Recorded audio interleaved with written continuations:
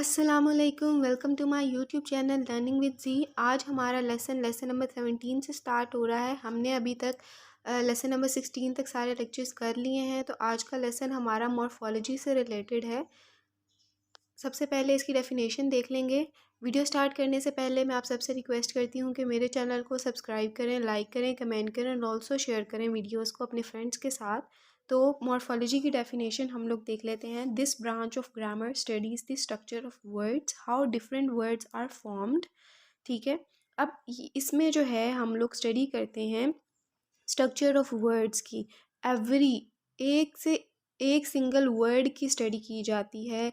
कहाँ पे prefix add हुआ है, कहाँ पे सफिक्स ऐड हुआ है, कहाँ पे अफिक्स ऐड हुआ है, कौन सा रूट वर्ड है, हर चीज़ की ईच एंड एवरी वर्ड की स्टडी की जाती है मॉर्फोलॉजी में। ठीक है, किस तरह से जो डिफरेंट वर्ड्स हैं वो बनाए जाते हैं, किस तरह से हम प्रीफिक्स और सफिक्स ऐड करके एक न्यू वर्ड क्रिएट करते हैं, इन सारी चीज़ों की स्टडी की जाती है। आई होप कि ये आपको मॉर्फोलॉजी की डेफिनेशन जो है उसका कंसेप्ट आपको क्लियर हो गया होगा। अब है हमारे पास लेक्सीम्स एंड वर्ड फॉर्म्स।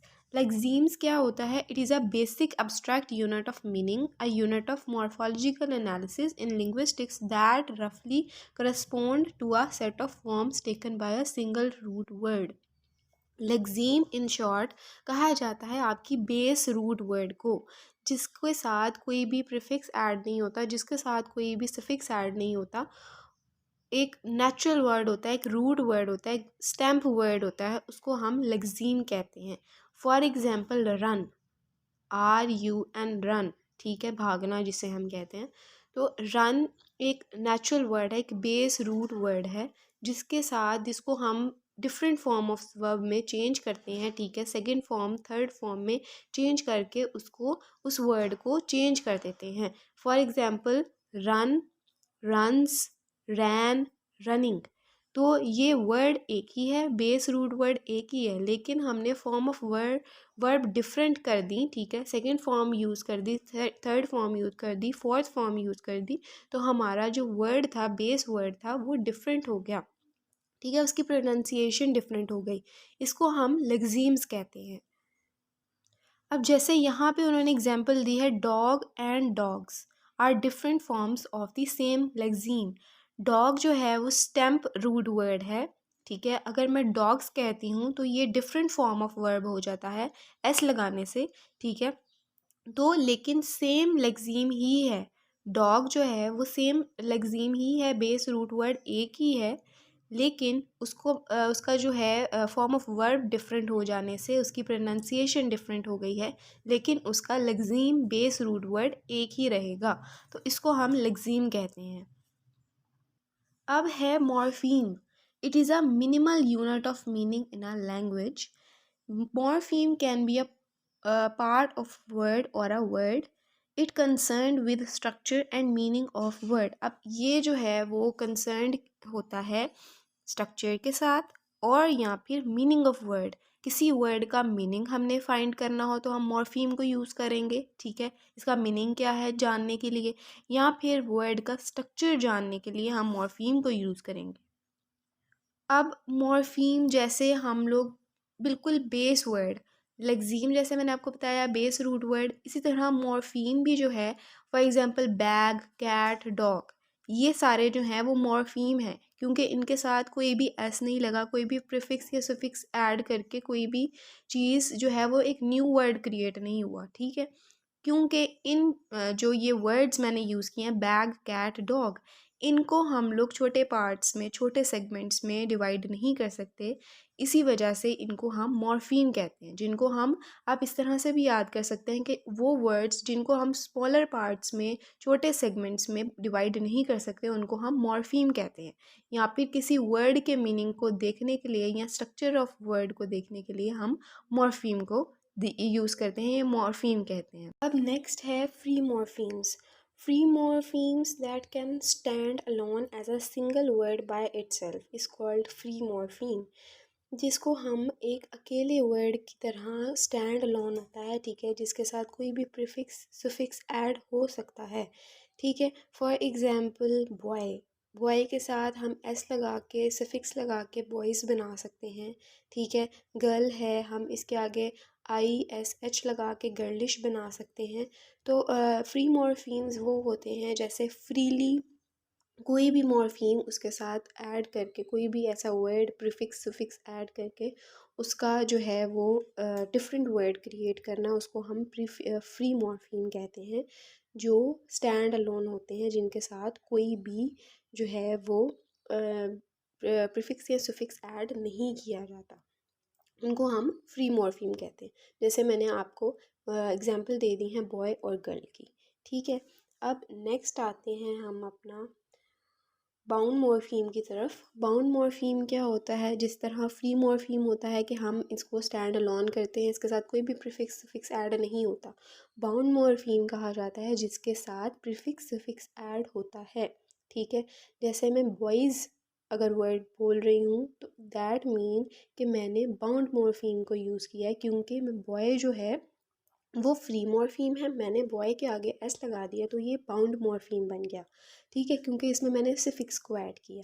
अब जैसे मैंने आपको बताया है गर्लिश मैंने ऐड किया, ISH ऐड किया, तो ये बाउंड मॉर्फीम बन गया, क्योंकि एक गर्ल जो है वो फ्री मॉर्फीम है और जो गर्लिश है वो बाउंड मॉर्फीम है, क्योंकि इसमें जो है डिफरेंट वर्ड्स को अटैच किया जाता है, डिफरेंट चीज़ों मॉर्फीम्स को अटैच किया जाता है, प्रीफिक्स सुफिक्स को अटैच किया जाता है, तो ये बाउंड मॉर्फीम बन जाता है। ठीक है, अब आता है लेक्सिकल मॉर्फीम। नाउन्स इसमें आते हैं हमारे, नाउन्स, एडवर्ब, वर्ब। ठीक है, उनको हम लेक्सिकल मॉर्फीम कहते हैं because they convey complete meaning, क्योंकि ये कंप्लीट मीनिंग कन्वे कर रहे होते हैं। इनके साथ हमें बाउंड मॉर्फीम को एस या ई एस को लगाने की ज़रूरत नहीं होती, प्रीफिक्स या सफिक्स को ऐड करने की ज़रूरत नहीं होती, ये खुद ही अपना मीनिंग कन्वे कर रहे होते हैं, उसको हम लेक्सिकल मॉर्फीम कहते हैं।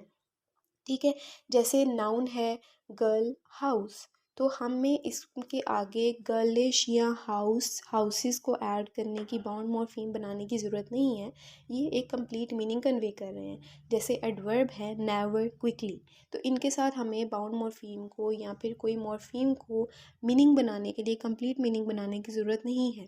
वर्ब है ब्रेक, ब्रीक, ब्रेक, सिट। ठीक है, इनके साथ हमें बाउंड मॉर्फीम को ऐड करने की ज़रूरत नहीं होती है।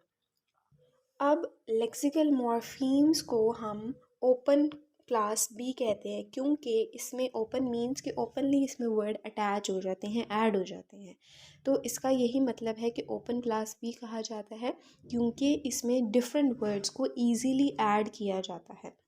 अब जैसे मैंने गर्ल के आगे ISH लगा दिया तो ये गर्लिश बन गया, इसमें इजीली वर्ड्स को अटैच किया जा रहा है, गर्ली बना सकती हूँ वाई लगा के। ठीक है, इस तरह के और भी वर्ड्स मैं गर्ल्स बना सकती हूँ, डिफरेंट वर्ड्स को ऐड करके इसमें जो है वो वर्ड्स को न्यू मीनिंग क्रिएट हो सकता है। अब आता है फंक्शनल मॉर्फीम। फंक्शनल मॉर्फीम में आर्टिकल्स आते हैं, कंजंक्शंस आते हैं, प्रपोजिशंस आती हैं, प्रोनाउन आता है।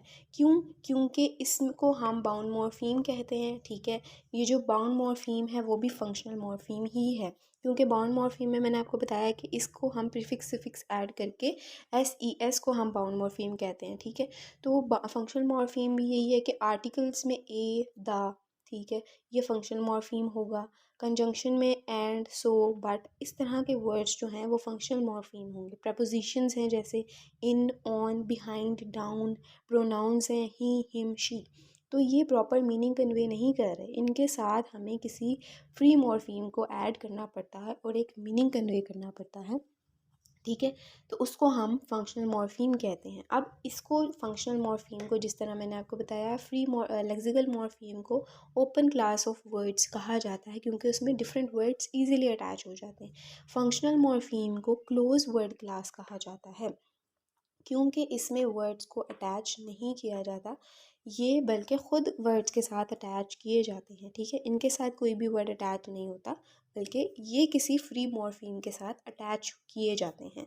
तो आई होप कि यहाँ तक आपको फंक्शनल और lexical, free morpheme, bound morpheme सारा समझ में आ गया होगा। ठीक है, यहाँ पे भी जैसे आपके नोट्स में लिखा है, कंजंक्शंस आती हैं, प्रपोजिशंस आते हैं, आर्टिकल्स आते हैं, प्रोनाउंस आते हैं, ऑक्सिलरी वर्ब्स आते हैं, मॉडल्स आते हैं, क्वांटिफायर्स आते हैं।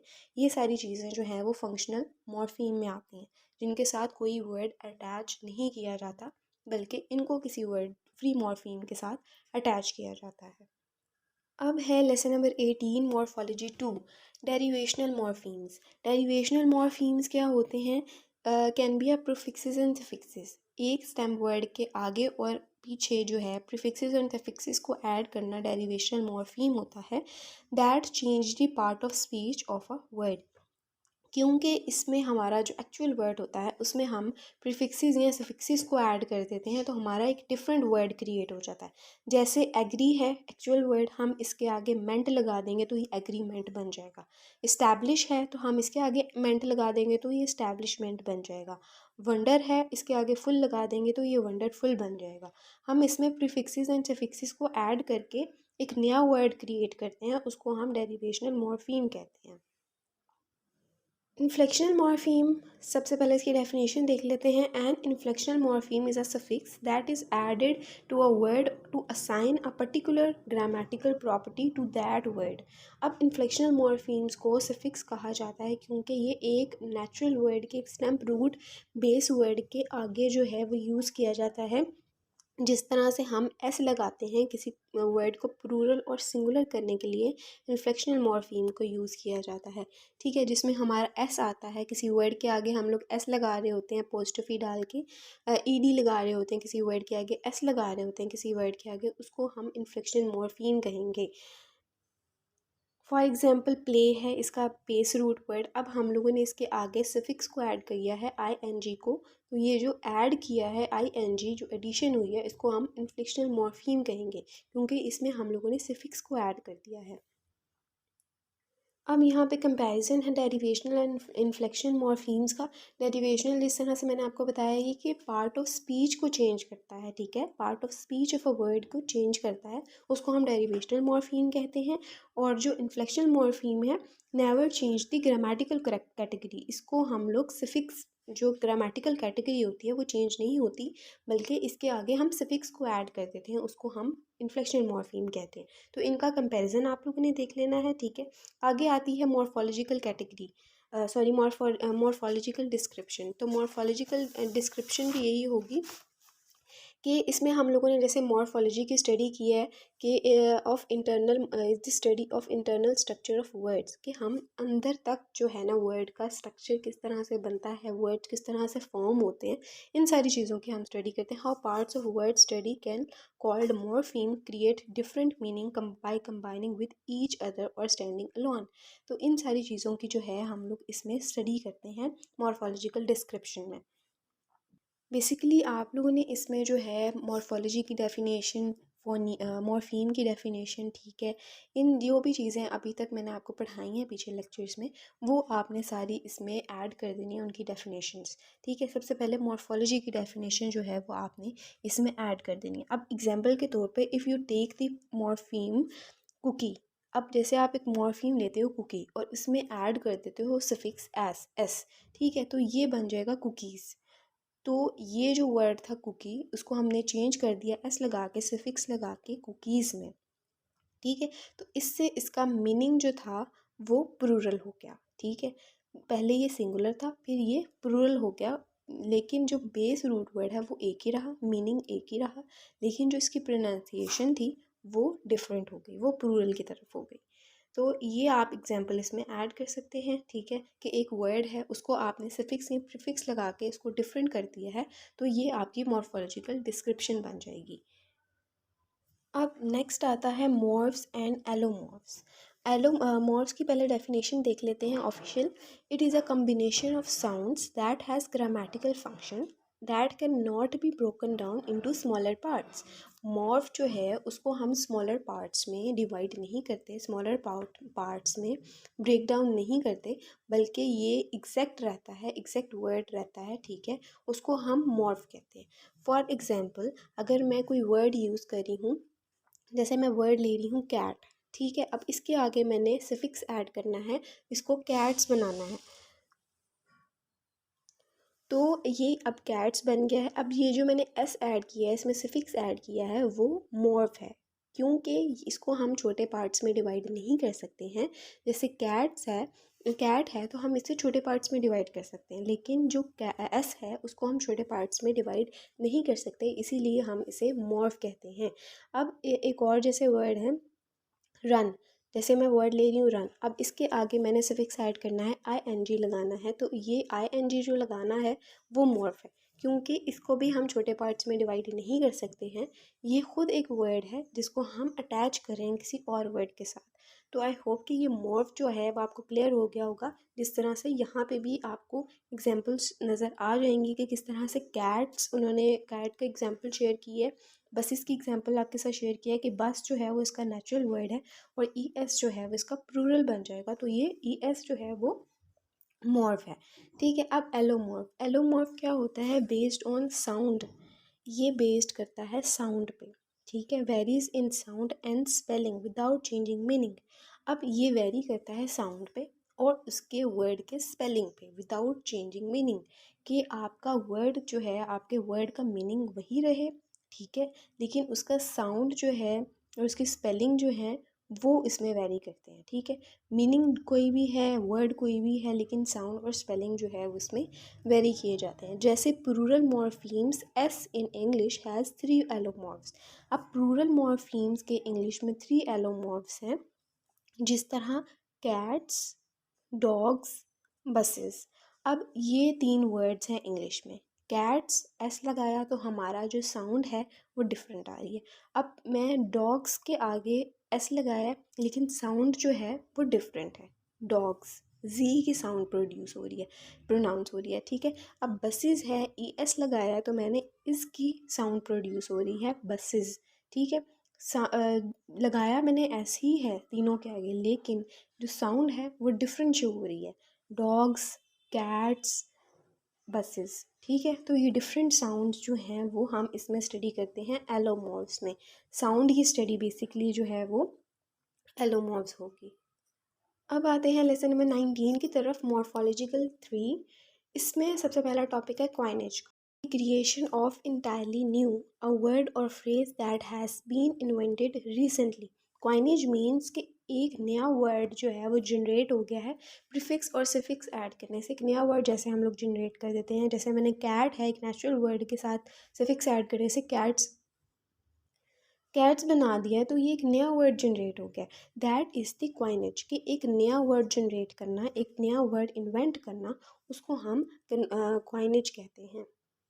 यहाँ पे एग्जांपल्स शेयर की गई हैं एस्प्रीन की, नायलॉन की, वैसलीन की, जिपर की। ये जो है वो आपके साथ क्वाइनेज की एग्जांपल शेयर किए गए हैं जो इन्वेंट किए गए हैं न्यू वर्ड्स।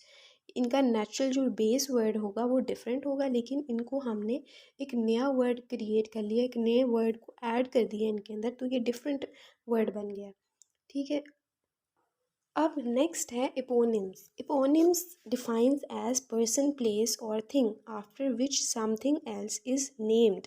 अब इसका मतलब ये है कि प्रॉपर नाउन की वजह से हम एक वर्ड और फ्रेज़ बनाएं। ठीक है, हम प्रॉपर नाउन, नेम किसी का, प्लेस, यहाँ पे किसी थिंग का नेम यूज़ कर रहे हैं और एक फ्रेज़ और एक वर्ड में उसको यूज़ कर रहे हैं और एक वर्ड और फ्रेज़ बना रहे हैं, उसको हम एपोनिम्स कहेंगे। जिस तरह sandwich after an earl who would have 2 pieces of bread with meat while gambling। तो ये जो हमने एक यूज़ किया है सेंटेंस, हमने सैंडविच रख दिया इसका नाम। ठीक है, प्रॉपर नाउन हमने यूज़ कर दिया, फिर हमने इस प्रॉपर नाउन की वजह से एक सेंटेंस बना लिया, एक फ्रेज बना लिया, that is called the eponyms. अब है बोरिंग। बोरिंग क्या होता है लिंग्विस्टिक्स में, in linguistics borrowing also known as lexical borrowing. अब बोरिंग मीन्स किसी से उधार लेना, उर्दू में इसका ये मतलब होता है। तो इंग्लिश में लिंग्विस्टिक्स में इसको जो है हम किसी वर्ड को दूसरे वर्ड से हम जो है वो उधार ले रहे हैं, बोरो कर रहे हैं, उसको हम बोरोइंग कहेंगे लिंग्विस्टिक्स में भी। ठीक है, जिस तरह से हम लैंग्वेजेस को बोरो करते हैं, हमने लिटरेचर में जिस तरह से हमने लैंग्वेजेस अडॉप्ट की हैं, ठीक है, जैसे फ्रेंच के वर्ड्स हमने अडॉप्ट किए, जिस तरह से हमने ग्रीक के वर्ड्स अडॉप्ट किए हैं, तो इसको हम बोरोइंग कहते हैं। जैसे पियानो है, ये इटालियन वर्ड है, हमने इसको अपनी इंग्लिश में अडॉप्ट किया है, अपनी लिंग्विस्टिक्स में अडॉप्ट किया है। ठीक है, इस तरह से सोफ़ा है, ये अराबिक वर्ड है तो हमने इसे अडॉप्ट किया है। इस तरह से योगर्ट है, ये टर्किश वर्ड है, इसको हम लोगों ने अडॉप्ट किया है। तो ये जो वर्ड्स अडॉप्ट किए जाते हैं डिफरेंट लैंग्वेजेस के थ्रू, डिफरेंट लैंग्वेजेस में से, तो उनको हम जो है वो बोरोइंग कहते हैं। अब आते हैं कंपाउंडिंग एंड ब्लेंडिंग की तरफ। ठीक है, ये इसको क्या कहते हैं? सबसे पहले कंपाउंडिंग और ब्लेंडिंग जो है वो बेसिकली मीनिंग इनके डेफिनेशंस इनकी जो है वो सेम है। ठीक है, इसीलिए इसको स्लैश के थ्रू जो है ना वो कंपेयर किया गया, इनका कंपैरिजन नहीं आता, इन दोनों को बेसिकली इनकी डेफिनेशन सेम है। अब सबसे पहले compounding, when two or more words are combined together to form new word, एक वर्ड को दूसरे वर्ड के साथ कंबाइन करना और एक नया वर्ड जनरेट करना, एक नया वर्ड फॉर्म करना, उसको हम कंपाउंडिंग कहते हैं। For example sun, flower. अब एक वर्ड था सन और दूसरा वर्ड था फ्लावर, तो हमने इन दोनों को कंबाइन कर दिया, इनकी कंपाउंडिंग कर दी है, तो हमने एक नया वर्ड जनरेट कर दिया है सन फ्लावर। ठीक है, इसी तरह से एक और एग्जांपल है स्पेस शिप। तो स्पेस एक अलहदा वर्ड है और शिप जो है वो अलहदा वर्ड है, तो हमने इन दोनों को कंपेयर कर दिया है और एक नया वर्ड जो है वो क्रिएट कर दिया, एक नया वर्ड फॉर्म कर दिया, इसको हम कंपाउंडिंग कहेंगे। ठीक है, अब ब्लेंडिंग क्या है? ब्लेंडिंग भी यही है, the combination of two separate forms to produce a single new term. दो चीज़ों की दो सेपरेट फॉर्म्स को कंबाइन करना और एक सिंगल न्यू टर्म बनाना, उसको हम ब्लेंडिंग कहते हैं। जैसे यहाँ पे एग्जांपल्स भी आपके साथ शेयर की हैं, स्मोक। ठीक है, स्मोक प्लस फॉग, अब ये दोनों सेपरेट फॉर्म्स को हमने कंबाइन करना है तो ये स्मोक बन जाएगा। ठीक है, इस तरह से स्मोक और मार्क है, स्मार्क है। ठीक है, इस तरह से ब्रंच है, ब्रेकफास्ट प्लस लंच, तो ये ब्रंच बन जाएगा। तो हमने दो डिफरेंट फॉर्म्स को जो है कंबाइन करके एक डिफरेंट वर्ड बना लिया है, जैसे हमने स्मोक और फोक को कंबाइन करके स्मोक बनाया, इनको हम ब्लेंडिंग कहेंगे। ठीक है, अब नेक्स्ट आता है टॉपिक हमारा क्लिपिंग का। Clipping means removing something. ठीक है, remove some segments of an existing word, no meaning. ठीक है, चेंज। अब इसमें जो है क्लिपिंग मीन्स के इसमें हम रिमूव कर देते हैं एक एग्जिस्टिंग वर्ड को। एक वर्ड है हमारे पास, हमने उसका बहुत लंबा वर्ड कह लें उसका, ठीक है, उसको हमने छोटे पार्ट में डिवाइड कर दिया है, छोटे पार्ट में जो है ना शिफ्ट कर दिया है, रिमूव कर दिया है उसके सम सेगमेंट्स को, सम पार्ट्स को हमने रिमूव करके एक नया वर्ड जो है वो क्रिएट कर लिया है, जिससे हमारा मीनिंग चेंज नहीं होगा, लेकिन हमारी जो लंबा वर्ड था, जो हमारा वर्ड था वो डिफरेंट लगेगा, उसकी प्रोनाउंसिएशन डिफरेंट हो जाएगी, लेकिन उसका मीनिंग चेंज नहीं होना चाहिए। जैसे एग्जाम्पल से आपको क्लियर हो जाएगा और ज़्यादा। जैसे एग्जाम्पल है टेलीफोन। टेलीफोन एग्जाम्पल है।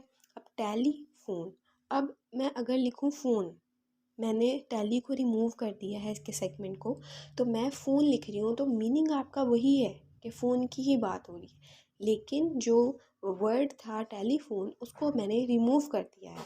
ठीक है, अब जैसे एक और एग्जांपल है रेफ्रिजरेटर। ठीक है, अब मैंने इसको चेंज कर दिया है फ्रिज में, तो मीनिंग उसका वही है कि फ्रिज की बात हो रही है, लेकिन मैंने उसके सेगमेंट्स को आगे से और पीछे से रिमूव कर दिया और इसको फ्रिज में क्रिएट कर दिया है। ठीक है, इसको हम क्लिपिंग कहेंगे कि रिमूव ऑफ समथिंग। ठीक है, रिमूवल ऑफ समथिंग कह लें।